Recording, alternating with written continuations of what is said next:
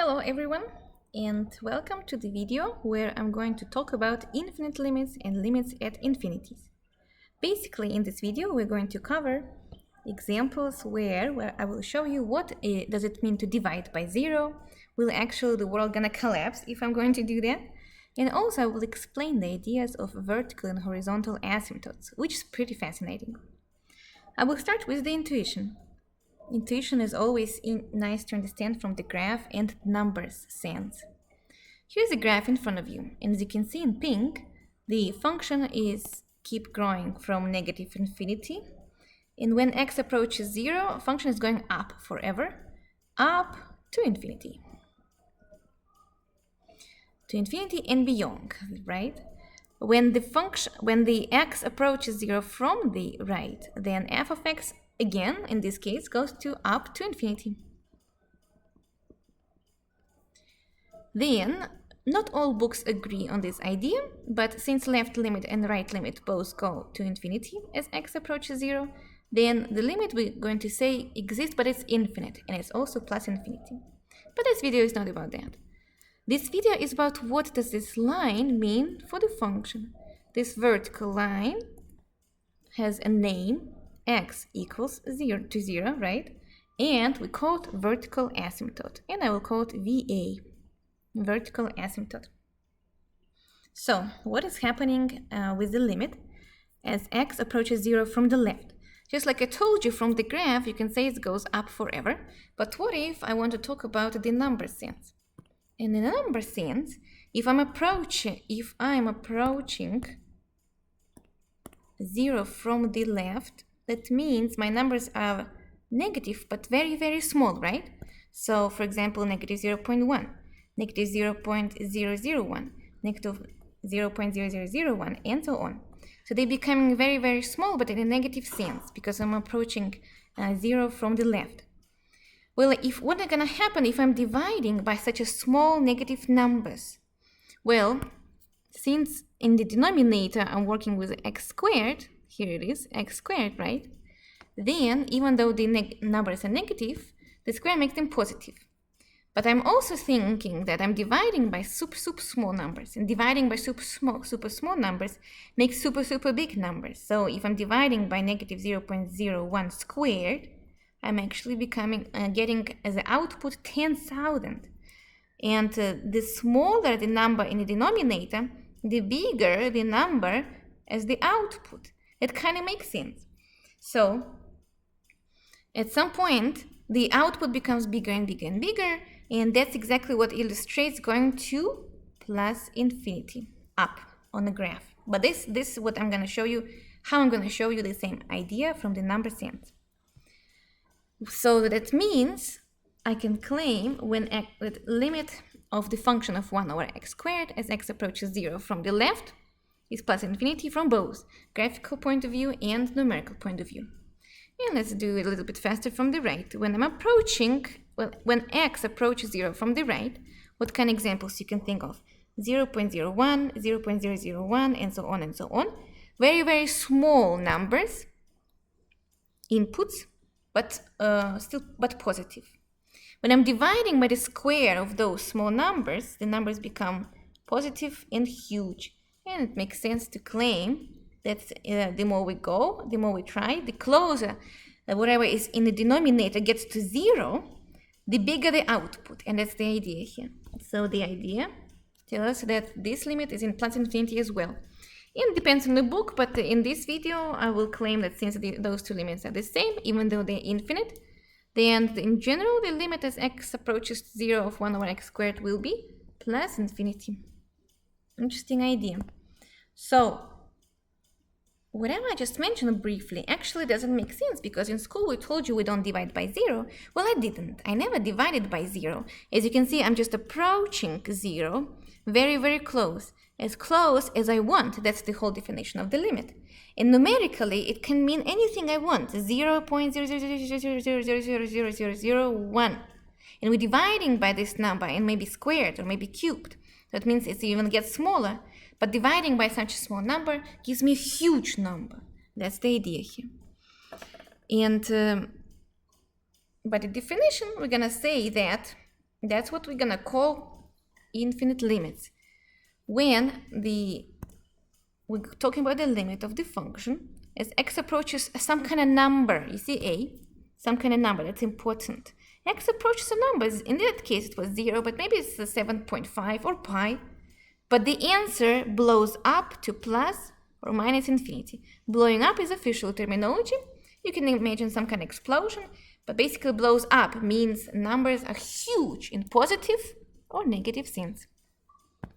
So by the definition, we're gonna say that we can make f of x arbitrarily large in positive or negative sense for all inputs x close to the typical number a. A can be literally anything you want.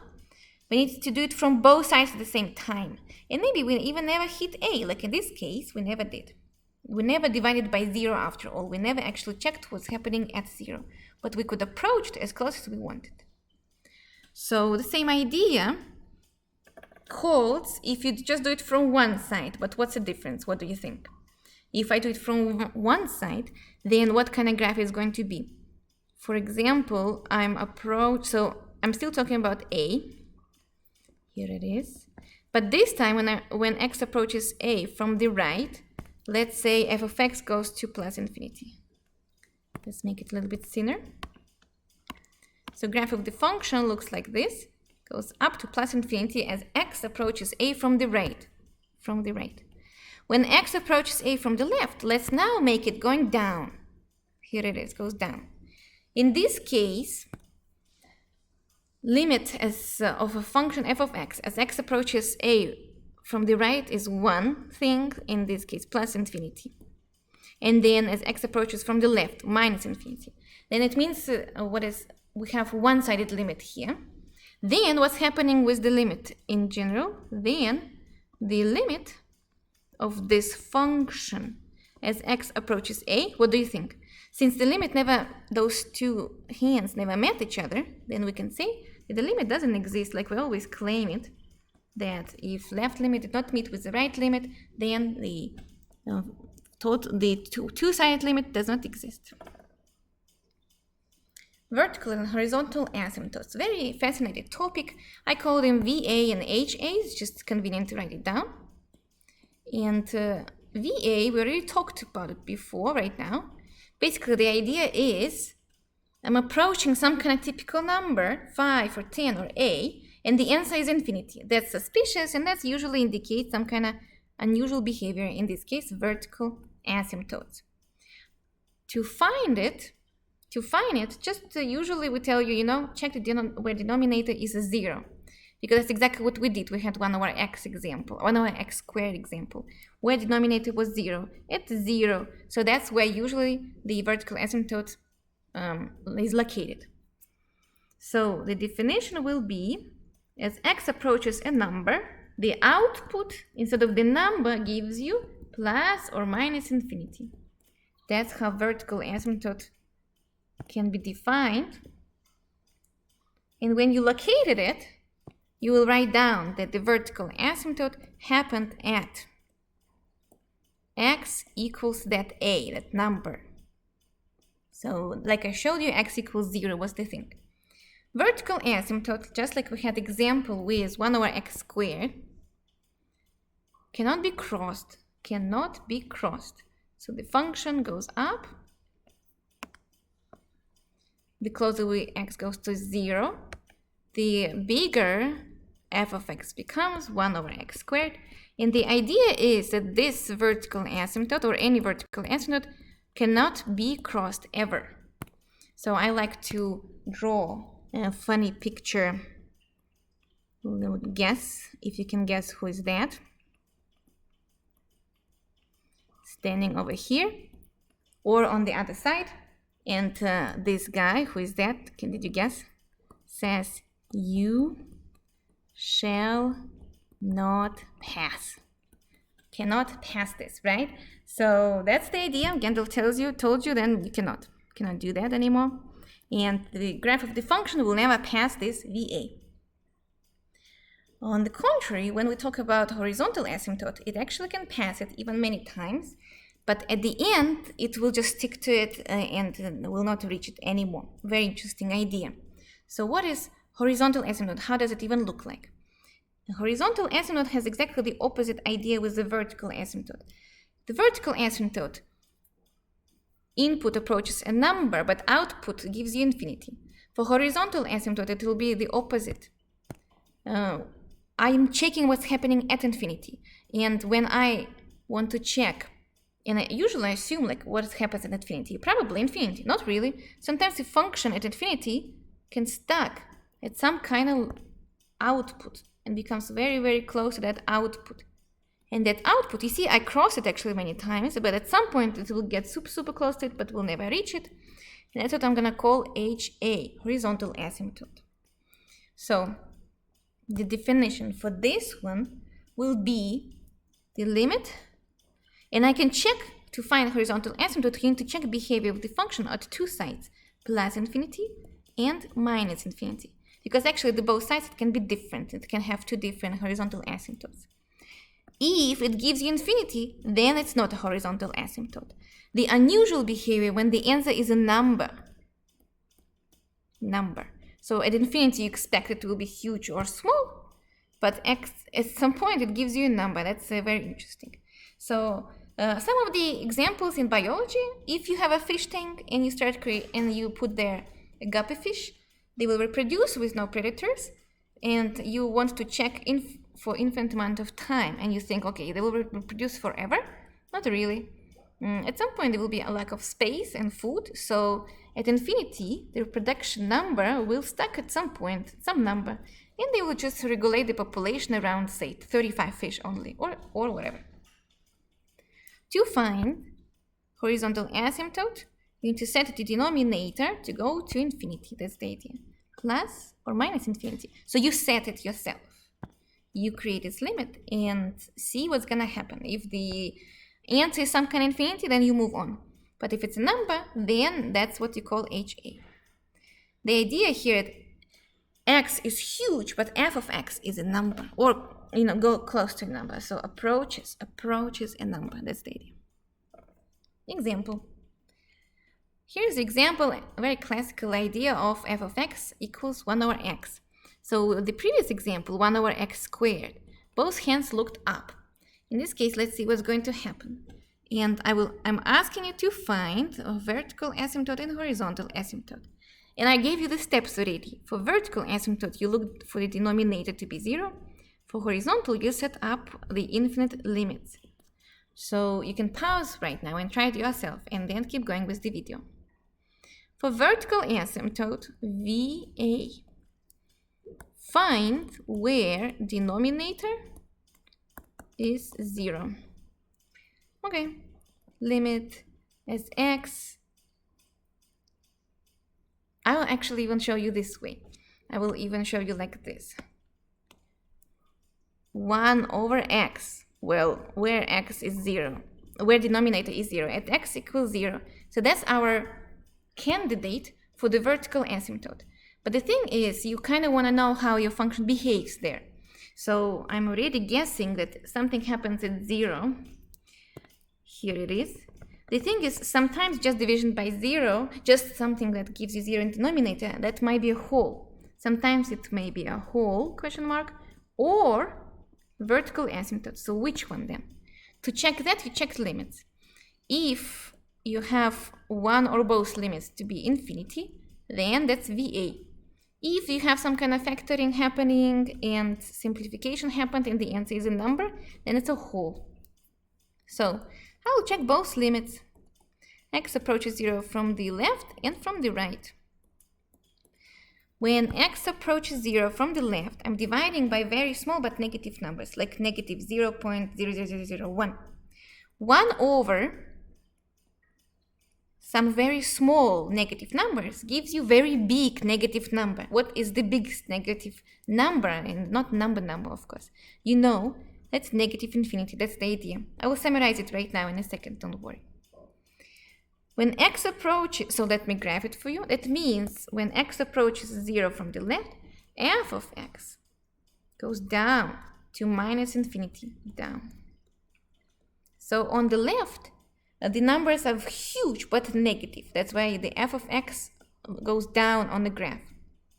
The graph of the function decreases to negative infinity forever. What happens when I'm checking what does the function do when x goes to 0 from the right? That means I'm dividing by some kind of very small numbers but positive one, like 0.0001. What is 1 over 0.0001? From the number sense, it should be some huge number and it should be positive. What's the biggest one? You know, infinity. So on the right, unlike on the previous graph, I'm going up now to infinity. Huge positive numbers. Then it means it's not a whole. As you can see, it's a vertical asymptote. And the vertical asymptote here has a name. Vertical asymptote x equals 0. And I'll put it in the box. That's what we wanted to find. Vertical asymptote x equals 0. Second step is finding HA.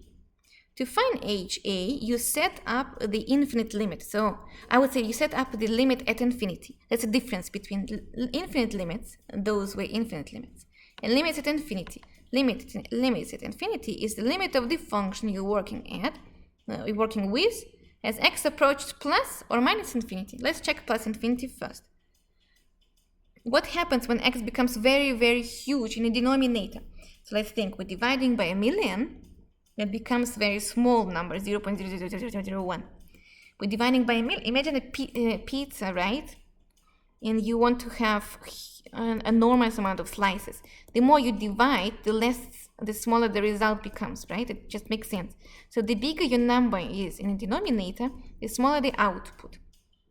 So for this example, then I can say, if the denominator is plus infinity, then the answer, if the denominator is the biggest number you know plus infinity, then the answer should be the smallest number you know, that's 0.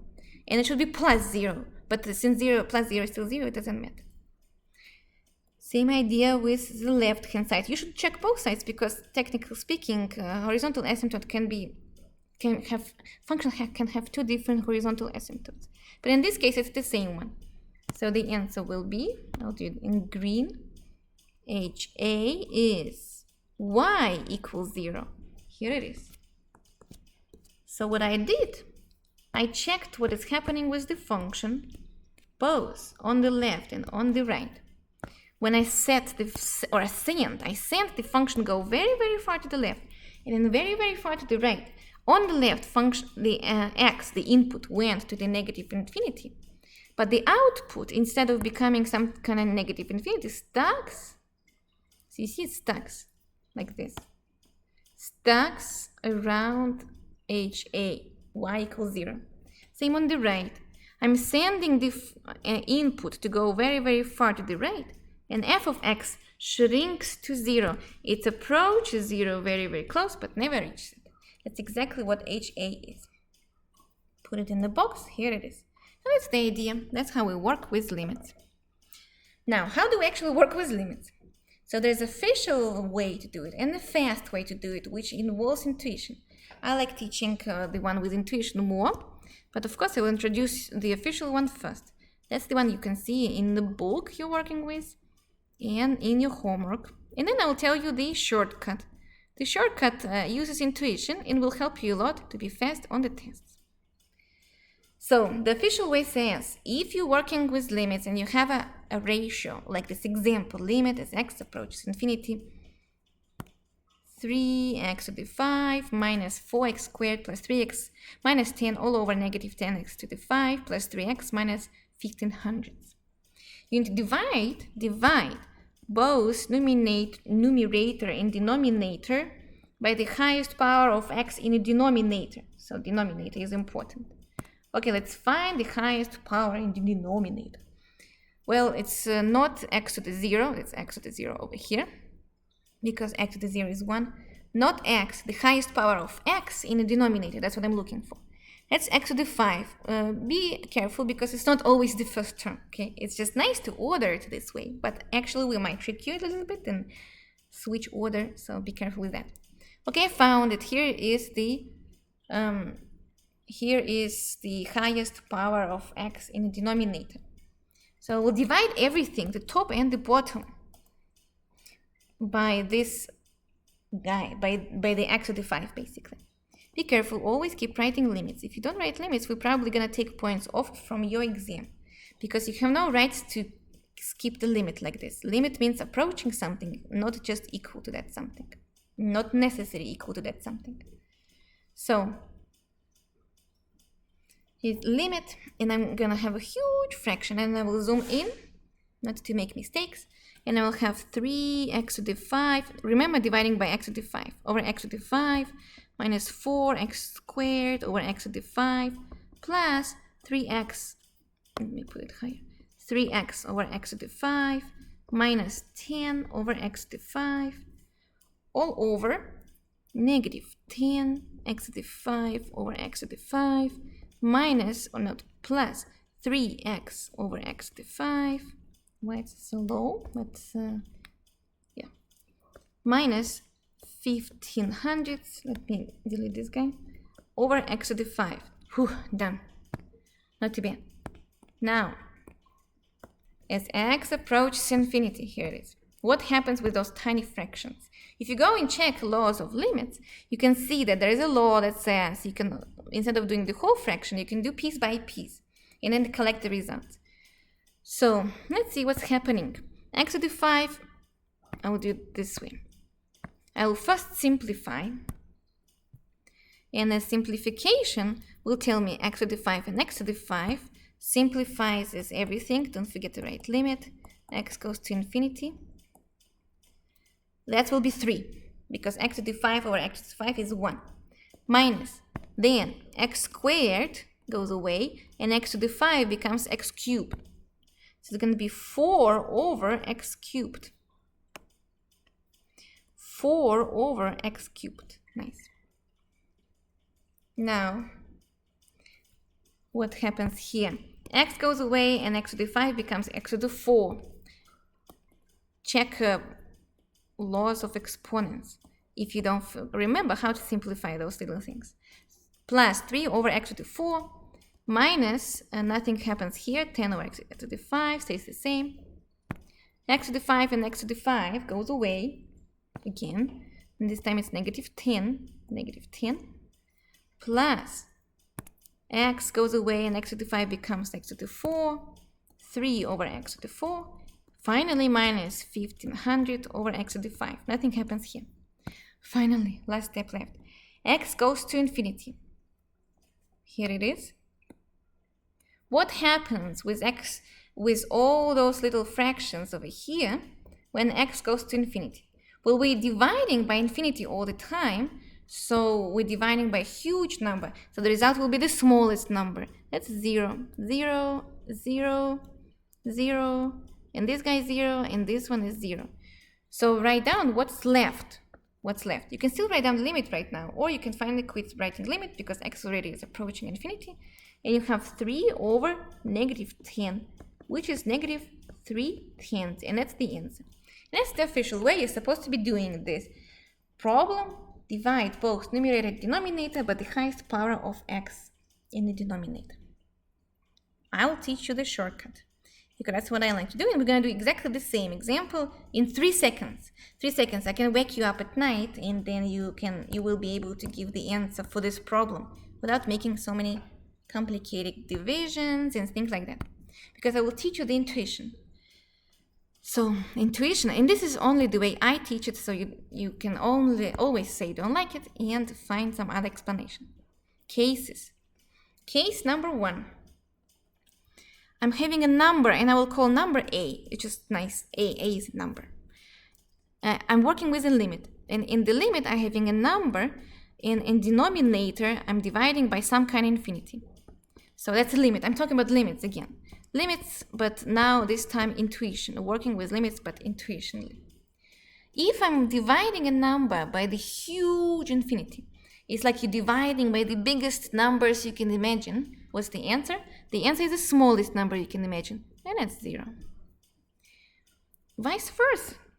If I'm dividing by the smallest number you know, then the answer will be the biggest number, you know.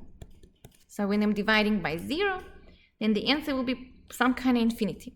Why I'm putting those plus and minus, maybe it doesn't make sense. The thing is, I will remind you later. This is not what is going on. We're not dividing by 0. We're actually working with a limit where there's a function and in the numerator and there's a function in the denominator. That's how book will explain it to you. If you want, you're gonna go and check it out. As x approaches some kind of a, then the bottom shrinks to 0, and it might shrink it from the right or from the left, like we had already in the example before. Then, if the function in the numerator goes to some kind of number a, then it doesn't change any kind of result. It might only change the sign, although. So if a is negative, maybe everything is negative. So it will change this, might change the sign. Be careful with that. But it will not change any kind of reaction of the function. So, but the denominator shrinks to 0. If it shrinks to 0, we're dividing by super tiny numbers. Dividing by super tiny numbers gives me super huge numbers. That's infinity. Just be careful with the sign, plus or minus, plus or minus. That's the idea. And that's not all. Let me give you more, just because it's handy. I know the students like it a lot. Third scenario.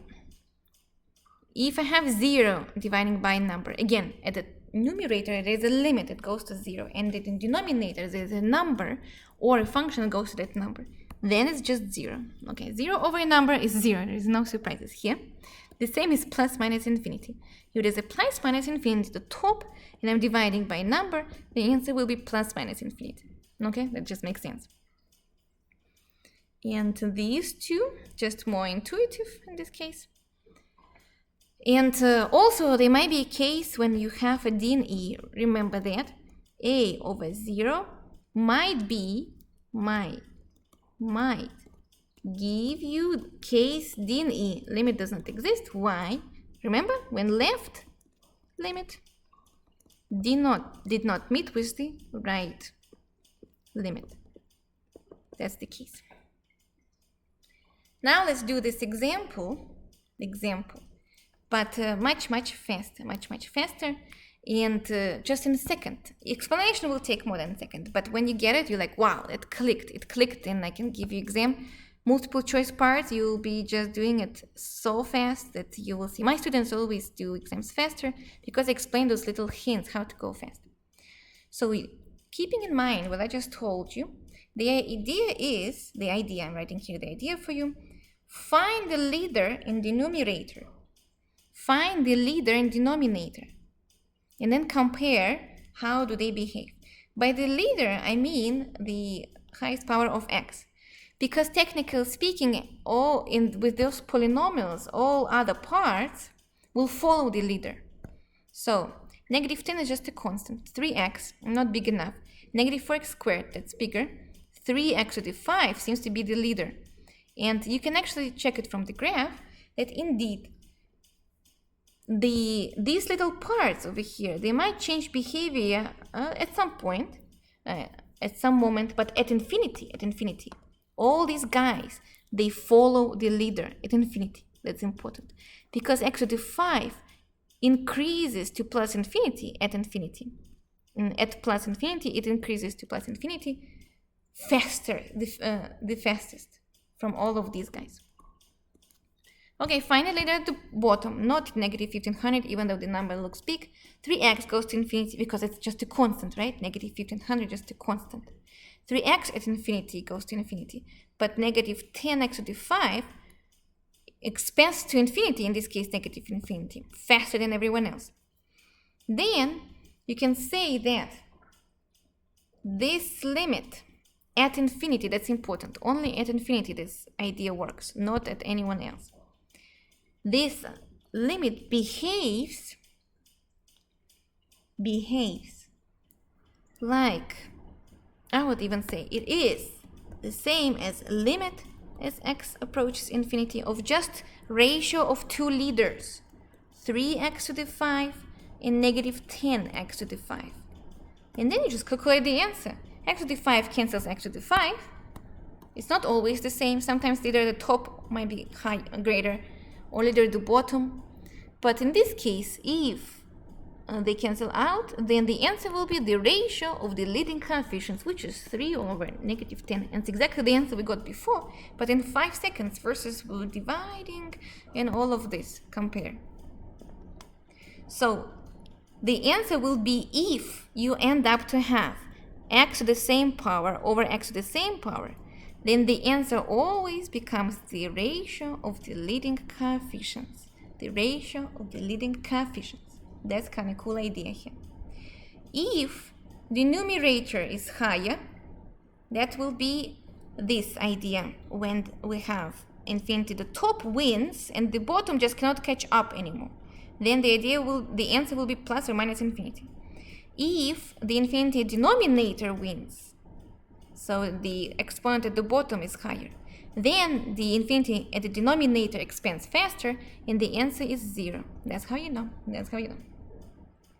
Much faster, and let me show you how fast now we can do these examples. Again, you're actually supposed to divide by the leading, divide by x with the highest exponent in denominator, blah blah blah, factor out, simplify. Too slow. So let's do my way and see if we can do it fast. Find the leader at the top as x approaches infinity. Well, I see x to the 5 is the fastest one, goes to the infinity, so that's the leader. Everyone will follow that leader at infinity. At the bottom, x squared. So in my mind, I just keep those two. So what is happening with negative 7x to the 5 over x squared? I usually even skip this writing. It's just too much writing, honestly. At some point, you'll be so fast at this, you don't have to write this down. X to the 5 and x to the 2 gives me the limit is negative 7x cubed as x goes to infinity. Well, x to the x cubed goes to the infinity as x goes to infinity, and minus 7 makes it minus infinity. Okay, not too bad. But actually, you can even see it faster this way. You see that you're working with the two huge infinities which are fighting. It's like two infinities checking which infinity is faster than another infinity. Two giants are fighting. The one with the fifth power is faster. Since the top grows to the infinity, in this case negative infinity, faster, the whole answer will be negative infinity. Makes sense? Let's do faster at the second example.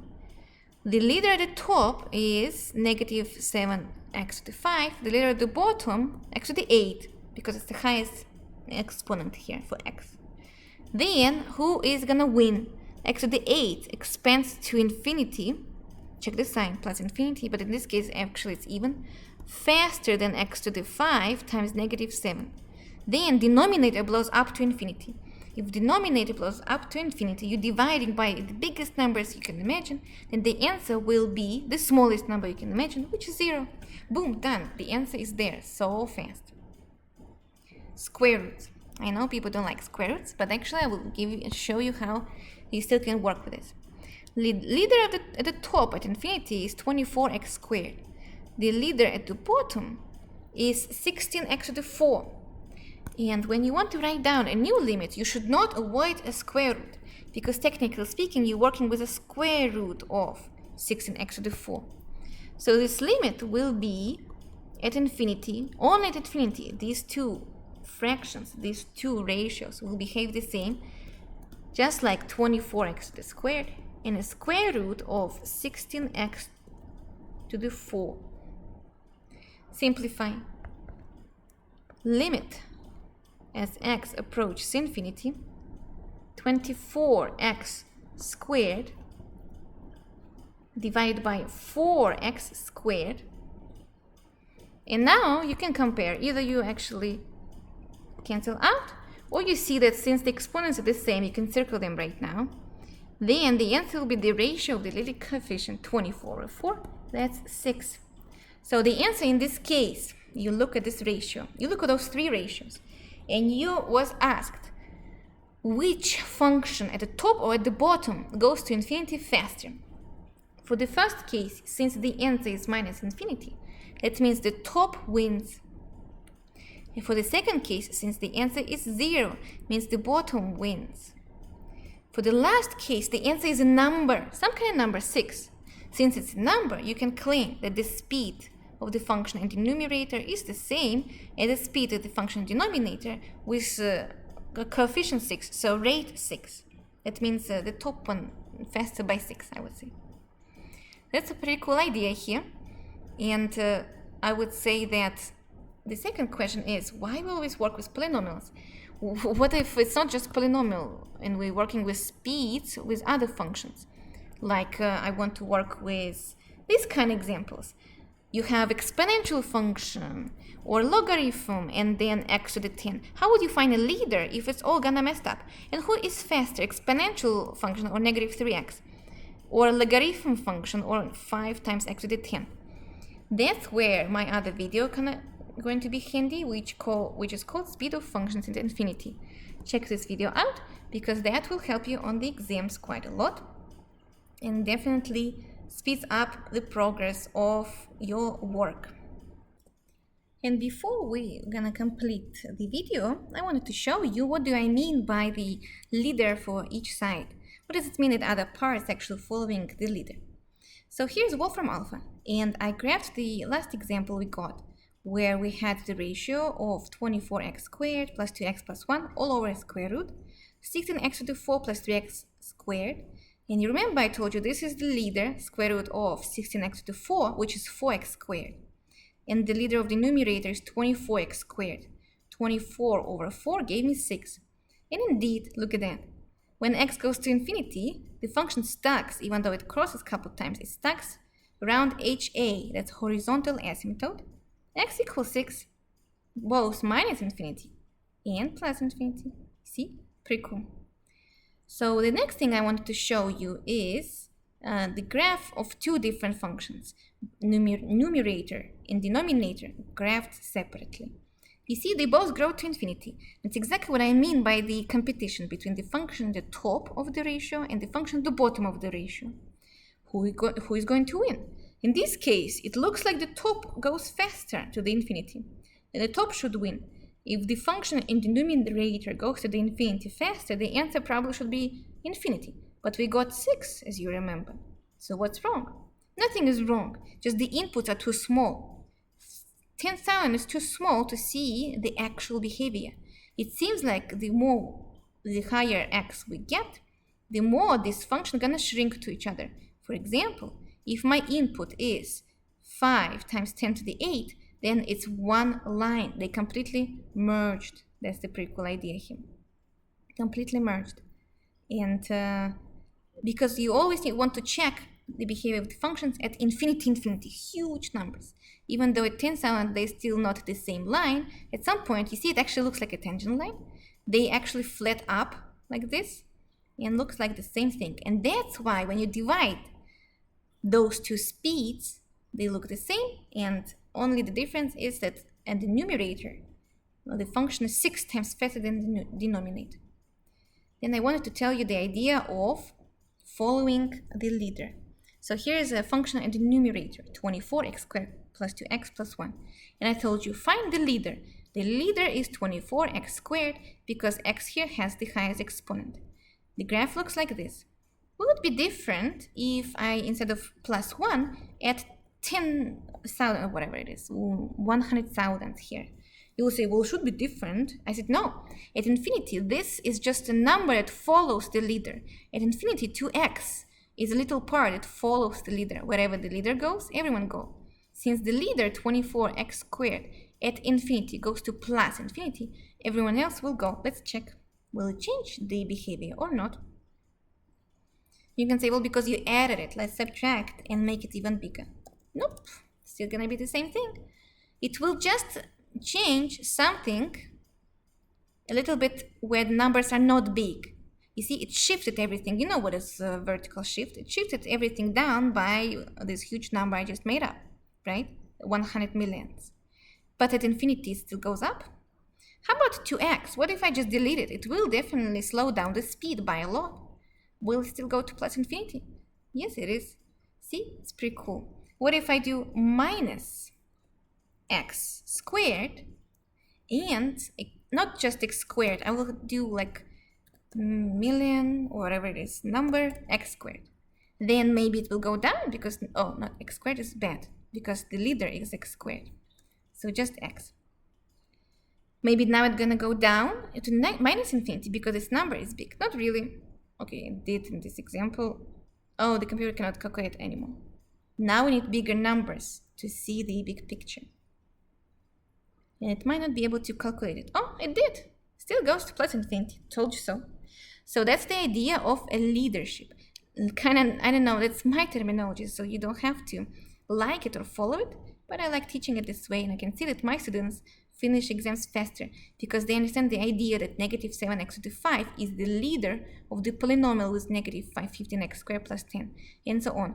Those pieces, only at infinity though, not at any other places, only at infinity, these guys will follow the leader. If leader goes to minus infinity because of the negative 7 in front, then everyone else will follow. And that's the idea. Hope you liked the video and practice. You practice, you'll get better at this. Definitely watch my next video about the speeds of functions to be faster, just like the fastest function we know, which is not a factorial, which is not an exponential function, by the way. So check out the video to know what I'm talking about. See you next time.